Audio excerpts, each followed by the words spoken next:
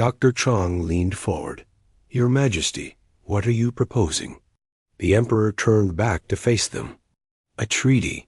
The first treaty between the Empire and an independent world. Patricia felt her heart racing. What kind of treaty? Earth maintains complete independence and territorial sovereignty, the Emperor began. In exchange, your military strategists provide consultation services to Imperial forces. Consultation services? Patricia asked. Your species understands warfare in ways we do not, the Emperor explained. We conquer through superior technology and overwhelming force. But throughout the galaxy, there are threats that cannot be defeated. By firepower alone, he changed the holographic display. New images appeared.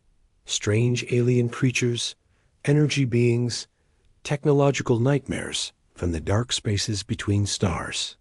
Pirates who fight from asteroids and debris fields. Energy parasites that feed on starship power systems. Nomadic species that have been fighting for thousands of years and know nothing but war. Dr. Chang studied the images. You want us to help you fight enemies that think like we do. Precisely, the Emperor said. Species that are as irrational and determined as humans. Patricia considered the offer carefully. It was beyond anything Earth's leaders had hoped for. And in exchange for this consultation, Earth remains free? Completely free, the Emperor confirmed. No imperial governors. No occupation forces. No tribute payments. You govern yourselves according to your own laws and customs. What about other human colonies? Dr. Chang asked. If we spread to other star systems? All human territories would be considered sovereign, the Emperor replied. The Empire would provide protection and trade opportunities, but no political control. Patricia looked at Dr. Chang, who nodded slightly. This was better than their best-case scenario. Your Majesty, Patricia said, I believe our leaders would be very interested in this arrangement. But I have to ask, why are you willing to make this unprecedented agreement? The Emperor smiled for the first time in the meeting. Because, Ambassador, you have taught us something valuable. Some victories cost more than they are worth. He paused and looked back at Earth. And because I suspect that humans as allies would be far more useful than humans as subjects. 3 days later, Captain Jake Morrison stood in the main conference room of the Global Defense Council. The walls were covered with screens showing news broadcasts from around the world. Every major city was celebrating. The treaty has been ratified by all member nations, President Margaret Foster announced. Earth is officially an independent ally of the Zephyrian Empire. General Pete Williams shook his head in amazement. A week ago we were preparing for invasion. Now we're military. Consultants to a galactic empire. Dr. Chang entered the room carrying a datapad. Jake, you need to see this. We're receiving requests from military advisors from 12 different worlds. 12? Species that have been under imperial rule for decades are asking for help with independence movements, Dr. Chang explained. They want human tactical advice. Jake looked at the data pad. Requests were coming in from across the galaxy. Species that had never heard of Earth 6 months ago were asking for human help in fighting for their freedom. What have we started? He asked. Ambassador Patricia Stone smiled from across the room. A revolution, Captain. A very quiet, very careful revolution. 6 months later, Commander Vextar met with Emperor Zekthul in the Imperial Palace on Zephyr. Prime, the Zephyrian was delivering his final report on the Earth situation. The humans have exceeded our expectations, Vextar reported. Their military advisors have helped us resolve 3 major conflicts that had been draining Imperial resources for years. And the other consequences? The Emperor asked. Vextar looked uncomfortable. 15 worlds have negotiated independence agreements similar to Earth's treaty. Another 30 are requesting increased autonomy. The Emperor nodded. He had expected this. Rebellion? No, sir. They're following human advice. They're negotiating instead of fighting. They're offering valuable services in exchange for independence. The Emperor walked to his private study and looked out at the capital city. Millions of beings from hundreds of worlds lived and worked together under imperial rule. But now that rule was changing. Sir, Extar continued, some members of the War Council believe we made a mistake with Earth. They think we should have conquered the planet, regardless of cost. And what do you think, Commander? Vextar considered carefully before answering. Sir, I think the humans were right about something. Some victories are too expensive to achieve. The Emperor turned back to his subordinate. The Empire has ruled through fear for 8 centuries. Fear of our military power. Fear of our technological superiority. Fear of the consequences of resistance. Yes, sir. But fear only works when your enemies are rational. When they calculate costs and benefits the same way you do. The Emperor gestured toward a star chart showing human space. Earth was marked with a special symbol indicating independent allied status. The humans taught us that some species cannot be ruled through fear. They must be won through respect. And the Empire is becoming stronger because of it, Vextar asked. Different. The Emperor corrected. The Empire is becoming something different. Perhaps something better. 1 year after first contact, Dr. Lisa Chong stood in the newly constructed Human Strategic Analysis Center on Earth's moon. The facility was staffed by military historians, tactical analysts, and strategic planners from every nation on Earth. Dr. Chong, called Captain Amy Rodriguez, who now served as the center's communications director, were receiving another request for consultation. From who this time? The Andorian Republic. They've been fighting a territorial dispute with the Klingit Empire for 50 years. They want human mediators. Dr. Chong looked out at Earth through the observation window. A blue planet looked the same as it always had, but everything had changed. Humanity had become the galaxy's experts on conflict resolution. Not because they were peaceful, their military history proved otherwise, but because they understood war so well, they also understood how to end it.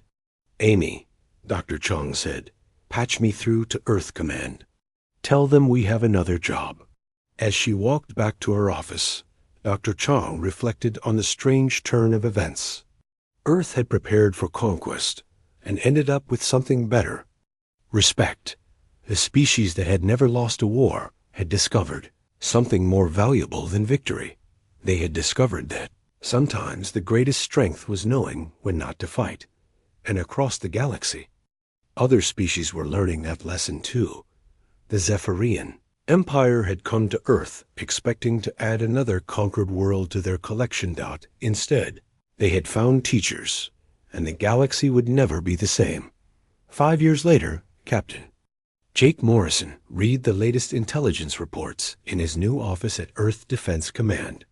The reports told a story that would have been impossible to believe just a few years earlier. The Zephyrian Empire was now a confederation of independent worlds united by mutual defense treaties and trade agreements. Military conquest had been replaced by negotiation and collaboration. Humans served as advisors, mediators, and strategic consultants throughout the galaxy. Earth had become the unofficial capital of a growing movement toward peaceful resolution of conflicts. The irony was not lost on Jake. Earth's most warlike species had become the galaxy's greatest advocates for peace, not because they were pacifists, but because they understood war too well to want it. Captain, Lieutenant Kelly Brown said from the doorway, we just received word from the Outer Rim territories. The Vegan Confederation has successfully negotiated independence from the Rigelian Empire. They used human mediation techniques. Jake smiled. Another victory without a battle. Sir? Nothing, Lieutenant. Just thinking about how much things have changed. Jake looked out his window at the night sky. Somewhere up there, former enemies were becoming allies. Former subjects were becoming partners. Former empires were becoming communities. All because one small blue planet had refused to surrender and had taught the galaxy that the greatest victories were the ones you didn't have to fight for. The Empire had feared no one until they found Earth's war archives and learned that sometimes the wisest warriors are the ones who choose not to go to war at all. Your species has nuclear weapons, Hexner continued. If we attack, you will use them. Your cities will be destroyed. Millions will die, but you will keep fighting. Probably, Patricia agreed. Even when your planet is burning, even when your population is reduced to thousands, even when continuing the fight means the extinction of your species, you will keep fighting. That's what humans do, Dr. Chong said. Hexner sat back down. Why? The question hung in the air between them. Patricia thought carefully before answering. Because some things are worth dying for, she said finally. Freedom.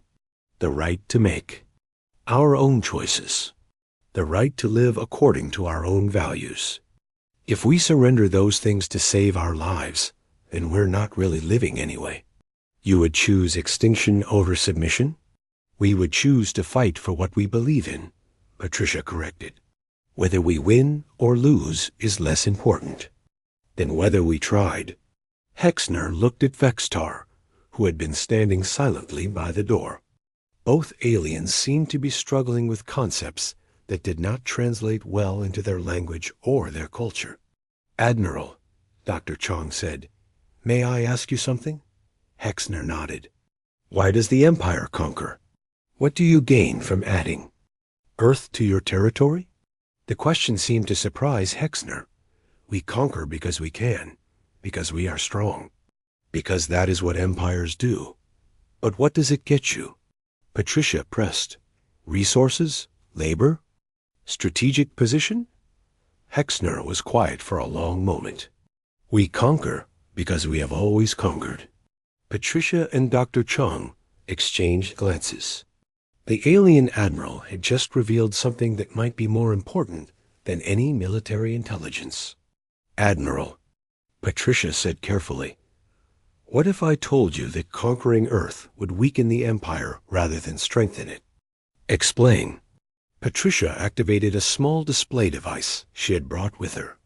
You've studied our military history. You know that occupying Earth would require enormous resources. Millions of troops, constant vigilance, continuous resistance. Data appeared on the display. Economic projections, resource calculations, strategic assessments. Based on your own casualty estimates, conquering Earth would cost you more ships and soldiers than your last 20 conquests combined, Patricia continued. And those resources would be tied up on our planet indefinitely. Dr. Chong added, while you're spending all those resources holding Earth, what happens to your other territories? How many other species might see human resistance as inspiration? For their own rebellions? Hexner stared at the data. For the first time, someone was showing him the true cost of conquering Earth. Not just the initial invasion, but the long-term drain on imperial resources. You're suggesting that conquest would damage the Empire, he said slowly. We're suggesting that some victories are too expensive to achieve, Patricia replied. The meeting continued for several more hours. By the end, both sides understood each other better. The humans knew they faced an enemy with overwhelming technological advantages. The Zephyrians knew they faced an enemy with psychological advantages they had never encountered. When Patricia and Dr. Chong returned to Earth, they carried with them the most surprising news in human history. The mighty Zephyrian Empire was having second thoughts about conquest. For the first time in 8 centuries, the Empire was considering retreat. Emperor Zekthil stood in his private chamber aboard the largest ship ever built. The Imperial flagship was the size of a small moon, and contained enough firepower to destroy entire star systems. It had never been used for anything but ceremonies and state visits. Until today, the Emperor had traveled from the capital world to Earth's solar system personally. This was the first time in 500 years that he had left Zephyr Prime. The significance was not lost on anyone in the Empire. "Your Imperial Majesty," Admiral Hexner said through the communication system, "the human delegation is waiting in the conference facility." "I will be there shortly," the Emperor replied. Zekthul looked out at Earth through the massive observation window. The small blue planet had done something no other world had accomplished in 8 centuries of imperial expansion. It had made the Empire hesitate. The analysis reports covered every surface in his chamber. Thousands of pages detailing human military history, psychology, and strategic capabilities. The conclusion was unavoidable. Conquering Earth would cost more than any victory in imperial history. But the Emperor was considering something even more unprecedented than retreat. He was considering a treaty between equals. 30 minutes later, Emperor Zekthul entered the conference facility. The room had been constructed specifically for this meeting, with atmosphere and gravity suitable for both species. Ambassador Patricia Stone and Dr. Lisa Chong stood as he entered. They had expected another military officer. They had not expected to meet the ruler of 300 star systems. "Your Imperial Majesty," Patricia said with a respectful bow. "Thank you for agreeing to meet with us." The Emperor was taller than other Zephyrians they had met, with silver skin that seemed to glow with its own light. His age was impossible to determine, but his eyes held the weight of centuries. "Ambassador Stone, Dr. Chong," the Emperor said, "you represent a most unusual species." "So we've been told," Dr. Chong replied. The Emperor gestured for them to sit. "I have read every analysis of your military history. I have consulted with the greatest strategic minds in the Empire. They all reached the same conclusion." "Which is?" Patricia asked. "That conquering your planet would be possible but inadvisable." Patricia felt a surge of hope, but kept her expression neutral. "Why inadvisable, Your Majesty?" "Until now." "Sir," Commander Vextar said through the communication system, "we're receiving an incoming faster-than-light transmission. Imperial authorization codes." "Route it to my private chamber," Hexner replied. He already knew what the call would be about. The holographic projector in the center of the room activated. A figure appeared in the blue light, tall, ancient, and more powerful than any being in known space. Emperor Zekthul looked exactly as he had for the past 1,000 years. Genetic modification and advanced medical technology had made him functionally immortal. "Admiral Hexner," the Emperor's voice was calm, but carried the weight of absolute authority. "Explain to me why the conquest of a single primitive planet has required my personal attention." Hexner knelt before the hologram. "Your Imperial Majesty, we have encountered an unprecedented situation. The human species displays military characteristics that do not fit our standard conquest models." "I have read your reports," the Emperor said. "I have also consulted with the Imperial War Council. They believe you are overthinking a simple conquest." "Sir, with respect, I believe the War Council has not fully grasped the implications of human military psychology." The Emperor's expression did not change. "Then explain it to me directly." Hexner activated his own display. The air around them filled with data from Creolon S analysis. "Your Majesty, humans fight for concepts that exist only in their minds. Freedom, honor, ideology. They will die for these ideas even when survival is impossible." "Many species have strong cultural beliefs," the Emperor replied. "Yes, sir, but humans take it further. They create myths about losing battles. They celebrate defeats as victories. They teach their children that death in combat is preferable to surrender." The Emperor studied the data flowing past, battle records, casualty reports, historical analyses.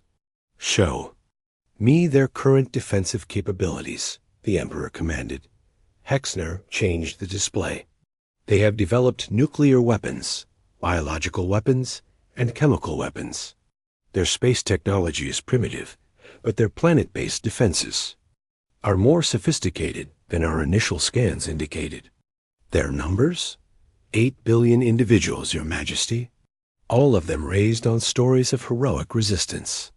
The Emperor was quiet for a long moment. As the absolute ruler of 300 star systems, he understood the mathematics of conquest better than anyone alive. What are your casualty projections? He asked. 70% of our forces, Your Majesty. And that assumes we eventually achieve victory. Eventually? Hexner felt sweat forming on his forehead. Sir, based on human historical patterns, they will never truly surrender. We would face continuous resistance for generations. The Emperor walked closer to the display. He studied images of human warriors throughout history. Cave paintings of ancient battles. Photographs of modern soldiers. Video recordings of humans fighting against impossible odds. They enjoy war, the Emperor said. It was not a question. Yes, Your Majesty. They have turned warfare into an art form. They compete with each other to create better strategies, better weapons, better tactics. And they learn from defeat? Every defeat makes them stronger, sir. They study their failures more carefully than their successes. The Emperor nodded slowly. For the first time in centuries, he was looking at a species that challenged the basic assumptions of imperial conquest. The Zephyrian Empire succeeded because most species were rational. They fought when necessary, surrendered when the cost became too high, and accepted imperial rule when resistance became futile. Humans appeared to operate on different principles entirely. Admiral, I want you to attempt direct communication with the human leadership, the Emperor ordered. Hexner was surprised. Sir, arrange a meeting, face-to-face contact. I want to understand these humans for myself. Your Majesty, is that wise? We have never negotiated with a species before conquest. The Emperor's eyes glowed with ancient intelligence. Admiral, we have never encountered a species like this before. Perhaps it is time to try a different approach. Down on Earth, Captain Jake Morrison received the most unexpected message of his career. The alien fleet was requesting diplomatic contact. They want to talk? General Williams asked. He sounded suspicious. This has to be a trap. Dr. Lisa Chong was more optimistic. Maybe our strategy worked.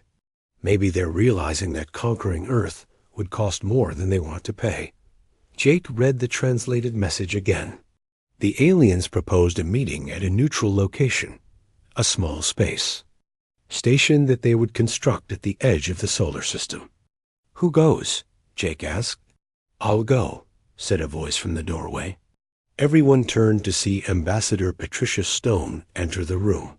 She was Earth's most experienced diplomat, though she had never negotiated with aliens before. Patricia, this could be dangerous, General Williams warned. Everything we do now is dangerous, Patricia replied. But if there's a chance to avoid a war that could destroy our planet, we have to take it. Dr. Chong nodded. I agree, and I want to go with her. As a xenobiologist, I might be able to understand their psychology better. 3 days later, Patricia and Dr. Chong traveled to the edge of the solar system in Earth's fastest ship, the Alien. Space Station was a marvel of engineering, constructed in less than 48 hours, and equipped with atmospheres suitable for both species. Commander Vex Tar met them at the docking port. He was smaller than the humans had expected, but his bearing showed military discipline and intelligence. Ambassador Stone, Dr. Chong, Vextar said in perfect English. Thank you for agreeing to this meeting. Thank you for requesting it, Patricia replied. This is ... unprecedented, isn't it? Vextar's expression was difficult to read, but Patricia thought she detected embarrassment. Yes, The Empire has never requested diplomatic contact before conquest. They walked through corridors lined with alien technology to a conference room, with a large window looking out at Earth. The blue planet seemed peaceful and fragile from this distance. Admiral Hexner was waiting for them. Even sitting down, he was intimidating. Battle scars marked his face and arms. His uniform displayed decorations from dozens of conquered worlds. "Humans," Hexner said, without preliminary greeting. "Your species confuses us." Patricia sat down across from him. "How so, Admiral?"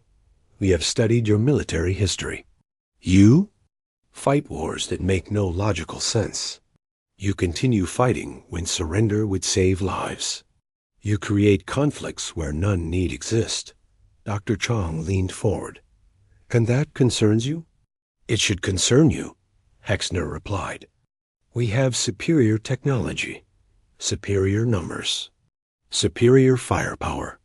Any rational species would surrender rather than face certain destruction." Patricia smiled. "Admiral, you've been studying our history. How often have humans faced certain destruction and surrendered?" Hexner was quiet for a moment. "Never," he admitted. "Exactly," Patricia said. "So why do you think we would start now?" The Admiral stood up and walked to the window. Earth hung in space like a blue jewel against the stars. "Your planet is beautiful," he said. "It would be a shame to destroy it." "Then don't," Dr. Chong said simply. Hexner turned back to face them. "You don't understand. The Empire conquers. That is what we do. We have conquered 300 star systems. We have never retreated. We have never been deterred." "There's a first time for everything," Patricia replied. Creolon brought up more files. "Sir, humans have created an entire culture around the concept of fighting impossible odds. They tell stories about it. They make entertainment about it. They teach their children to admire it." The display showed human movies, books, and games. All of them celebrated underdog victories and heroic defeats. Humans had turned losing battles into sources of inspiration. "Look at this, sir," Creolon said, pointing to streaming data. "These are human communication networks from right now today.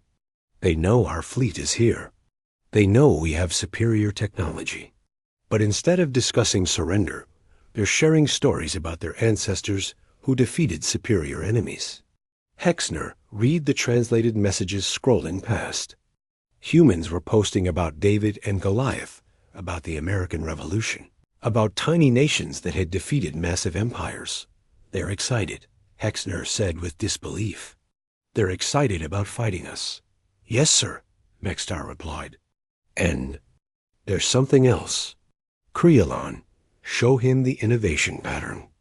The display changed to show human technological development over time. The progression was slow and steady during peaceful periods, but shot upward dramatically during conflicts. Every time humans face a superior enemy, they innovate at incredible speed, Creolon explained. During their Second World War, they developed radar, jet engines, rockets, computers, and nuclear weapons. All in 6 years. Hexner studied the data carefully. "What's their current rate of development?" "Accelerating rapidly since our arrival," Creolon answered. "We've detected increased activity at their research facilities. They're working on new weapons and defense systems. In 3 days?" "Yes, sir. And based on historical patterns, their rate of innovation will continue to increase as long as they perceive us as a threat." Hexner walked back to his desk and sat down heavily. For the first time in his career, he was looking at an enemy that might become more dangerous the longer he fought them. "What are our projected casualties for a standard invasion?" he asked. Creolon consulted his datapad. Standard projections assumed normal resistance patterns. But if humans fight like their history suggests, our losses could be ... significant. How significant? 60 to 70% of our forces, sir. And that's assuming we eventually win. The room was silent for a long moment. Hexner had never seen casualty projections that high for any conquest. "There's one more thing, Admiral," Vextar said reluctantly. "The long-term implications." Hexner looked up. "Explain." "If we attack Earth and win, we'll have to occupy the planet," Vextar continued. "Based on human history, they will never stop resisting. They will fight guerrilla wars for generations. Every human child will grow up wanting to kill Zephyrians." Creelon nodded. "And sir, humans reproduce quickly and live in large groups. We would need to maintain millions of troops on Earth permanently. The cost would be enormous." Hexner stood up and walked to the observation window. Earth hung in space below them, blue and beautiful and deceptively peaceful. "You're telling me that this one planet would require more resources to hold than our last 10 conquests combined?" "Yes, sir," both officers replied. Down on Earth, Colonel Ben Harper was having his own meeting with Earth's military leadership. As the planet's top strategic analyst, he had been studying the alien behavior patterns. "The invasion fleet has been joined by a much larger ship," Ben reported to the assembled officers. "But they still haven't moved to attack positions." "Doctor." Lisa Chong leaned forward in her chair. "I've been monitoring their communications. The new ship seems to be in command now, but there's been a lot of discussion between the vessels." "What kind of discussion?" asked General Pete Williams. "Debate," Dr. Chong replied. "They're not acting like a unified command anymore. They're arguing about something." Captain Jake Morrison looked at the intelligence reports spread across the table. "Any idea what they're arguing about?" Dr. Chong smiled. "I think they're arguing about whether to attack us at all." The room erupted in surprised voices. General Williams stood up. "That's impossible. They came here to conquer us." "Maybe," Dr. Chong said, "but think about what we gave them. Thousands of years of human military history. Every war we've ever fought. Every battle we've ever won against impossible odds." Ben Harper understood immediately. "They're realizing that conquering Earth might cost more than they're willing to pay." "Exactly," Dr. Chong confirmed. "And the longer they wait, the more time we have to prepare. Human innovation accelerates during crisis. They must know that. From our history," General Williams sat back down. "So what do? We wait," Jake said, "and we keep preparing. If they decide to attack, we'll be ready. If they decide not to attack, we win without firing a shot." Back on Admiral Hexner's ship, the command conference was reaching a conclusion that would have been unthinkable just days before. "Sir," Vextar said carefully, "I recommend we request additional analysis time before proceeding with the invasion." Hexner turned from the window. "How much time?" "Several weeks, sir." "Maybe longer." For any other species, any other planet, Hexnar would have ordered an immediate attack. Delays were for weak commanders who lacked the will to fight, but the data in front of him told a story he had never encountered before. Humans were not just another species to be conquered.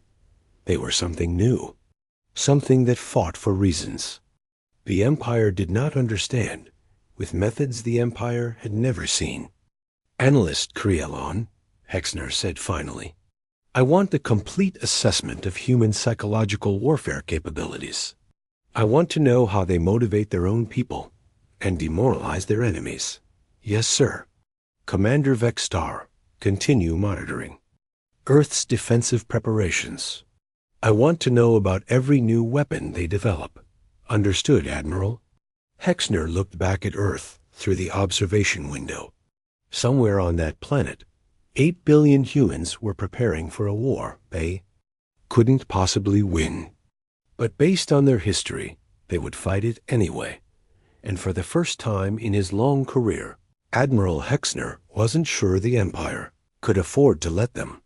The greatest military force in the galaxy was beginning to fear a species that had barely learned to leave their own planet, and that fear was about to change. Everything. The message came directly from the Imperial Palace on the capital world of Zephyr. Prime.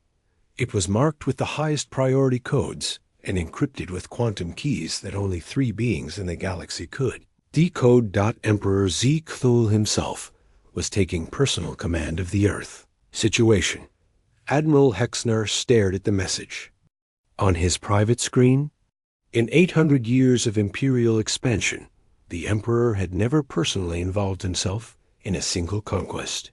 The Zephyrian Empire was too vast, too powerful, too successful to require the Emperor's direct attention. Vexstar did quick calculations in his head. 8 billion humans who had been raised on stories of heroic last stands. 8 billion humans who viewed death in battle as honorable. 8 billion humans who might see a Zephyrian invasion as the greatest challenge in their history. Creolon, I want you to continue the analysis, Vexstar said. But I also want you to run invasion simulations. Calculate our likely losses if we attack. Yes, sir. Creolon turned back to his screens. Vexstar left the analysis chamber and walked to his private quarters. For the first time in his military career, he felt uncertain about a conquest. Down on Earth, Lieutenant Commander Amy Rodriguez monitored alien communications from her post at the Deep Space Listening Station. The station was hidden in the mountains of Colorado, far from any major cities. Captain Morrison, you need to hear this, Amy said into her communication device. Jake's voice came through the speaker. What do you have, Amy? The aliens are talking to each other much more than before, Amy explained. Their message traffic has increased by 300% in the last day. And, sir, there's something else. They keep using a word that translates roughly to concern or worry. There was silence on the communication line for a moment. Worry? Jake finally asked. An invasion fleet is worried about attacking a planet with no space defenses? That's what it sounds like, sir. They seem to be debating something. I'm hearing words like recalculate and unexpected variables. Amy continued monitoring the alien signals. She had studied linguistics and communication theory, but she had never tried to understand an alien language before. Still, the patterns were becoming clear. The aliens had arrived confident and ready to fight. Now they sounded like they were having second thoughts. Sir, Amy said into her communicator, I think our history files are working exactly like Dr. Chong predicted. The aliens are learning things about us that they didn't expect. Back on the command ship, Vexstar received a priority message from the Imperial High Command. The invasion of Earth was taking longer than planned. Other fleets were waiting for resources and personnel that had been assigned to the Earth. Operation. Admiral Hexner would arrive within days to investigate the delay. Vexstar knew that explaining his concerns to the Admiral would not be easy. How could he tell his superior that he was afraid of a species that barely had space travel? How could he explain that humans might be too dangerous to conquer? But as he looked at the preliminary results of Creolon S analysis, Vexstar realized he might not have a choice. The humans were not just another primitive species waiting to be conquered. They were something else entirely. Something that might change the Empire forever. Admiral Hexner's flagship dropped out of faster-than-light travel with a flash of blue energy. The massive ship was twice the size of Commander Vexstar's vessel and carried enough firepower to destroy entire solar systems. Hexner was the most successful military leader in Zephyrian history. He had conquered 47 worlds personally and had never lost a battle. His reputation for swift, brutal victories was known throughout the galaxy. Commander Vexstar, Hexner's voice boomed through the communication system. Report to my ship immediately. Bring your analyst with you. Vexstar felt his stomach tighten. He had served under Hexner before and knew the Admiral had no patience for delays or excuses. Creolon, pack your files, Vexstar ordered. We're going to explain to the Admiral why we haven't conquered a primitive planet yet. An hour later, Vextar and Creolon stood in Admiral Hexner's command chamber. The room was decorated with trophies from conquered worlds, weapons, flags, and artifacts from dozens of defeated species. Hexner was a large Zephyrian with scars across his face from personal combat. He paced back and forth behind his desk, his anger visible in every movement. 3 days, Hexner said, without looking at his subordinates. 3 days to conquer one backward planet, and you haven't even begun the attack. Explain this failure. Vextar straightened his shoulders. Sir, we have discovered unusual patterns in human military behavior that require additional analysis. Unusual patterns? Hexner stopped pacing and stared at Vextar. They're primitives with chemical rockets and metal bullets. What patterns could possibly matter? Creolon stepped forward with a datapad in his hands. Admiral, with respect, humans are not like other species we have conquered. They fight differently. Hexner laughed. It was not a pleasant sound. Every species fights differently, analyst. Some use claws, some use poison, some use energy weapons. We adapt and we win. That's what the Empire does. Yes, sir, Creolon said carefully. But humans fight for different reasons, and they respond to defeat in ways we have never encountered. Hexner walked to his trophy wall and picked up a curved blade from a conquered world. He tested its edge with his finger. Show me, he commanded.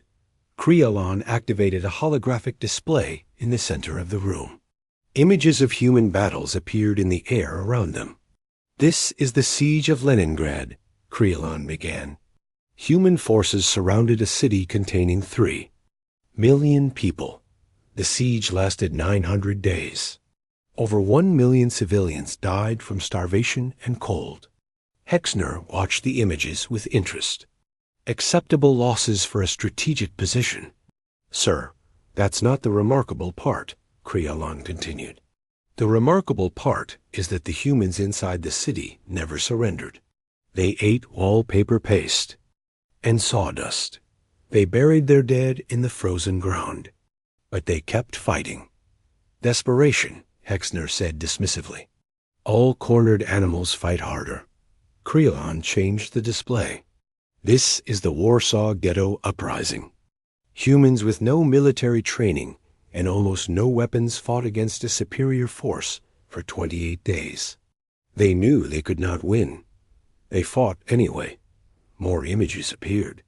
The Battle of the Alamo, the charge of the Light Brigade, Custer's Last Stand, hundreds of examples of humans choosing to fight hopeless battles, set down the blade and walked closer to the display.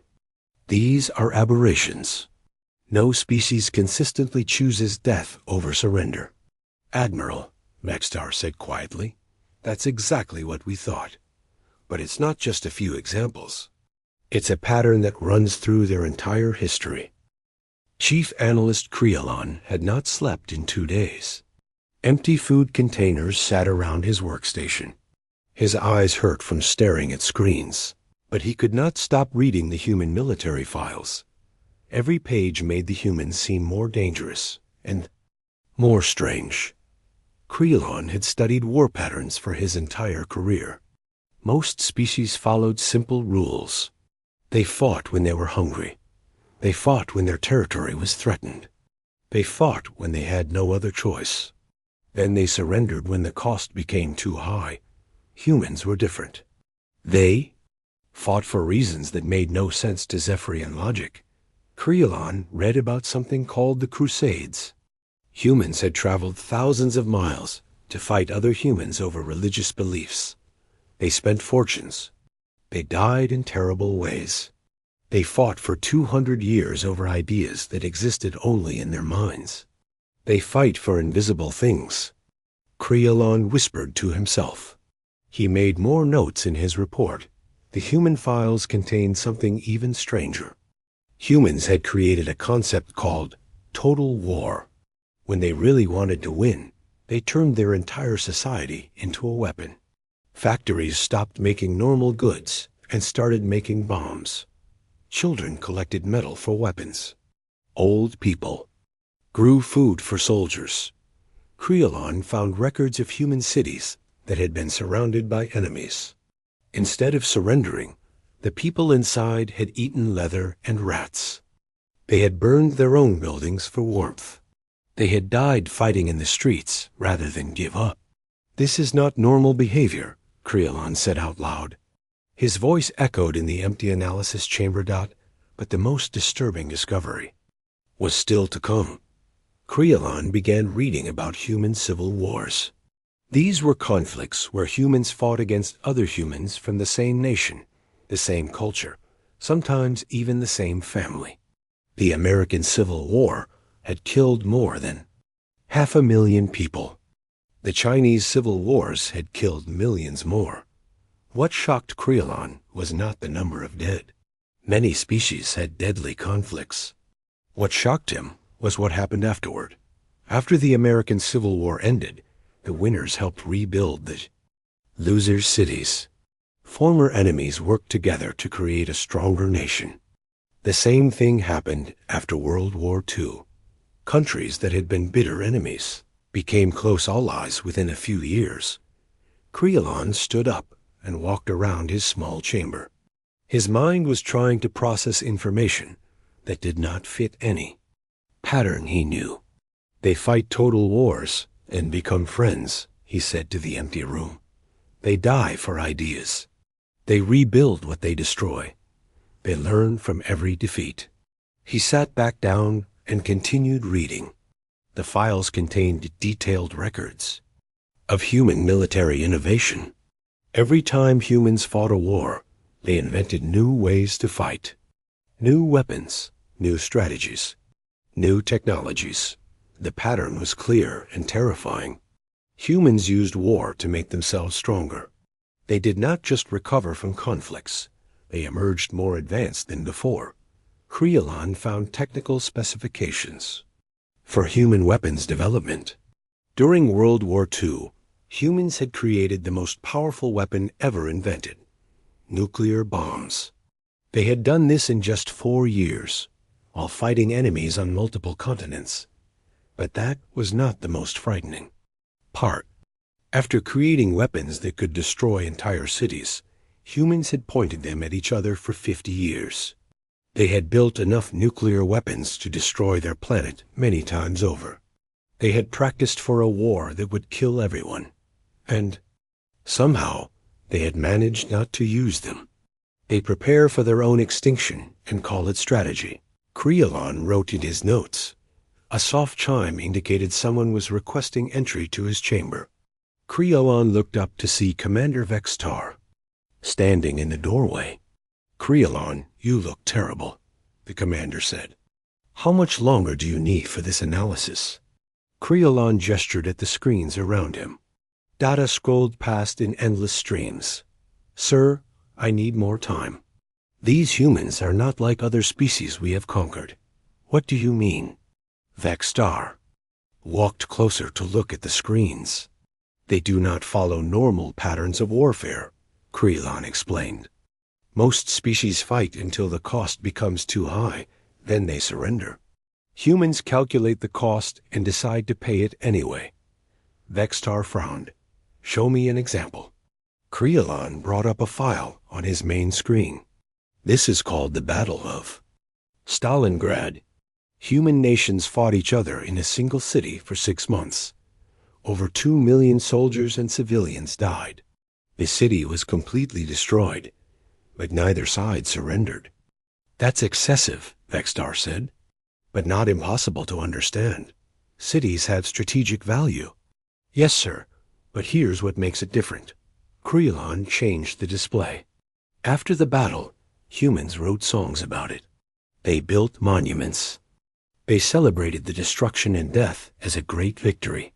They turned horror into honor. Vextar stared at the screen. Images showed human ceremonies at memorial sites where millions had died. The humans did not mourn these places. They celebrated them. "Sir, there's more," Creolon continued.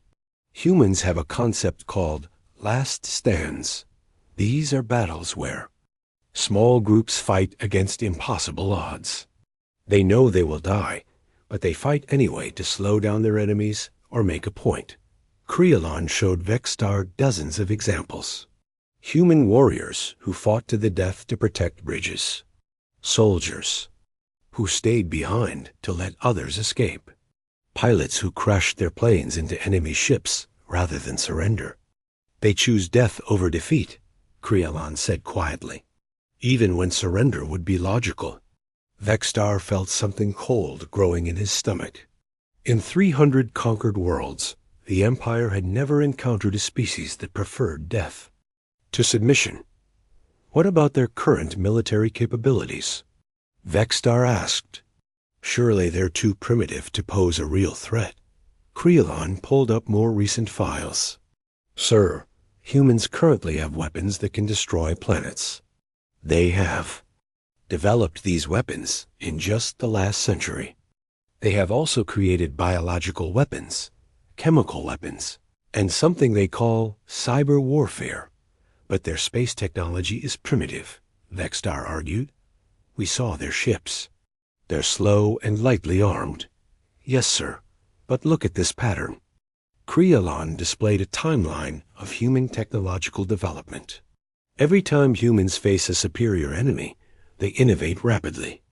During World War II, they went from simple aircraft to jet engines in 6 years. They went from basic rockets to space travel in 20 years.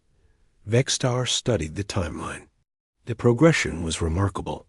Humans seemed to accelerate their development when faced with challenges. Sir, I believe that if we attack Earth, the humans will do what they always do, Creolon said. They will unite against the common enemy. They will sacrifice everything necessary to resist, and they will emerge from a conflict more dangerous than before.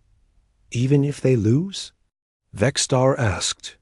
Sir, I'm not sure humans understand the concept of losing, Creolon replied. They seem to view defeat as a temporary setback. Look at this. Creolon showed examples of human nations that had been completely conquered, only to rebuild and eventually defeat their conquerors. The pattern repeated throughout human history. Vexstar walked to the observation window and looked down at Earth. The blue planet looked the same as when he had arrived, peaceful, harmless, but now he knew what was hidden.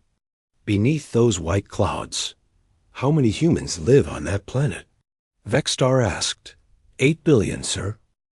Commander Vexstar stood on the bridge of his warship and looked at the blue planet through the large window. Earth looked small and peaceful from space. White clouds moved slowly across the green and brown lands. The oceans sparkled like jewels under the light of the yellow star. This should be easy, Vexstar said to his second officer. The humans have barely learned to travel between stars. Their weapons are simple. Their ships are slow. The Zephyrian Empire had conquered 300 star systems in the last 1,000 years. Every species they met had surrendered quickly when they saw the power of the Imperial fleet. The Zephyrians had the best weapons, the fastest ships, and the smartest battle plans in the galaxy. Vexstar touched a button on his command chair. Send the surrender message to the planet, he ordered. Far below on Earth, Captain Jake Morrison sat in the command center of the Earth Defense Force. Red lights flashed on the walls. Alarms buzzed loudly. The message from space had arrived just minutes ago. Sir, we're getting a transmission from the alien fleet, said Lieutenant Kelly Brown. Her hands shook as she worked at her computer. They want us to surrender. Jake read the message on his screen. The words were cold and simple. The aliens called themselves the Zephyrian Empire. They said Earth now belonged to them. Humans had one day to give up all weapons and accept Imperial rule. But there was something else in the message that surprised Jake. The aliens wanted something strange. They asked for all of Earth's military history files. Every battle, every war, every strategy. They said this would help them understand humans better and make the takeover peaceful. Why do they want our history books? Asked Colonel Danny Price. He was an old soldier with gray hair and tired eyes.